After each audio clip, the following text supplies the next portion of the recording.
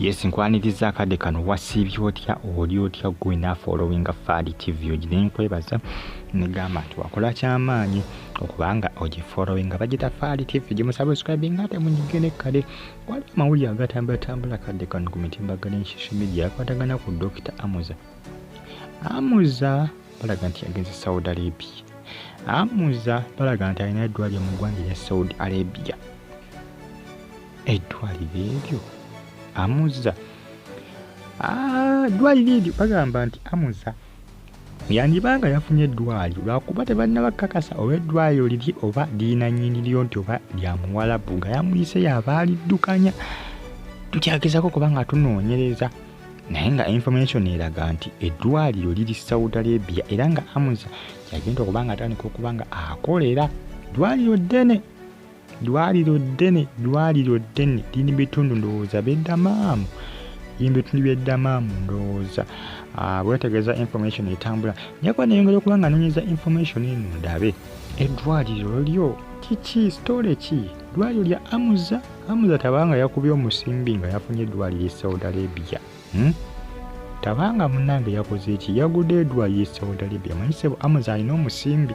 eddwaliro lyembadde manyi eddwaliro eriri libadde ejjinja ndowooza abantu bonna mwenda nga ejjinja eyo wali ogenzeyo keddwaliro eryo olimanyi erya Hamza eriri ejjinja. Eddwaliro liri jjinja kigamu ku malwaliro amalungi ndowooza liri naye tatera kubeerayo munnange eno agendayo lumu na lumu mu weekend ndowooza agendayo ennaku nga bbiri oluusi lumu eryo abaliddukanya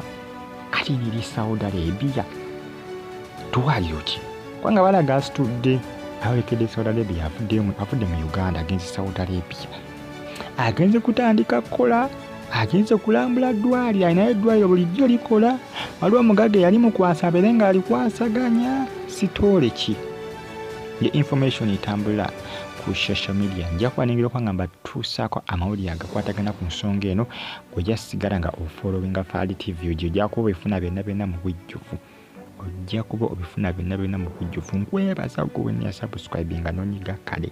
nti wakola kyamaanyi naye nkugamba nti comment section weeri awo obubaka buntita mu comment section ate osigale ng'ogifollowinga ndozolengera endege bwete bwebanga omuntu wali munda mu ndeege akati Hamza asitudde awerekedde Saudi bintu bikwatagana ku ddwaliro wali eddwaliro mbu lyabika bulungi liriddamaamu awo Hamza tabanga yayodde omusimbi bannange maiso n'okukola eddwaliro eri munnaye ng'oli mugwire Saudi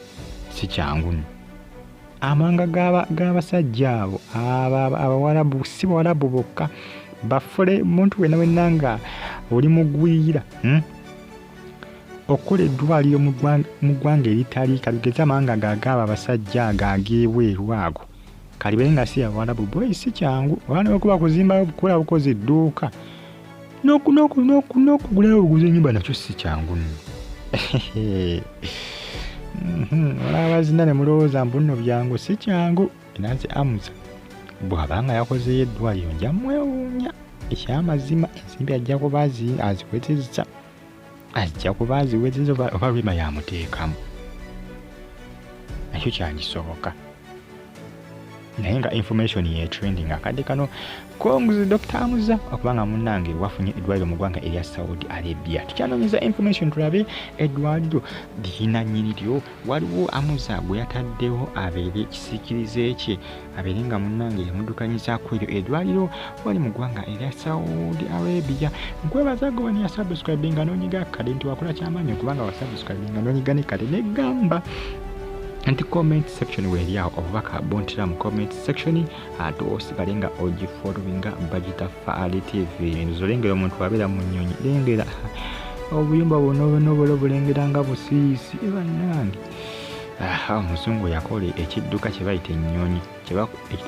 ennyonyi munange byebyo Hamza bw'atyo bw'asitudde ayerekera Saudi Arabia. Tujja kuba tutegeera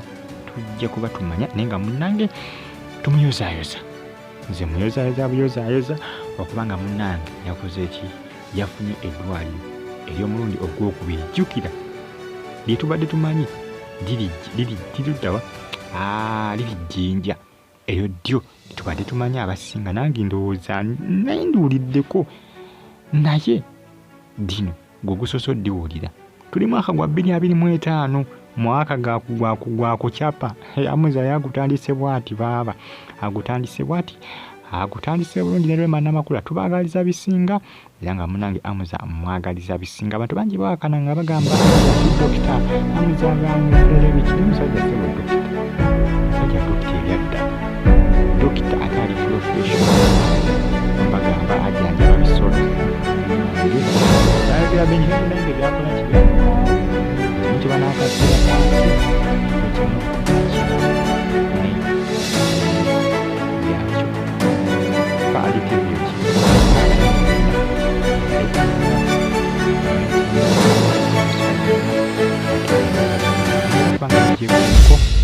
ate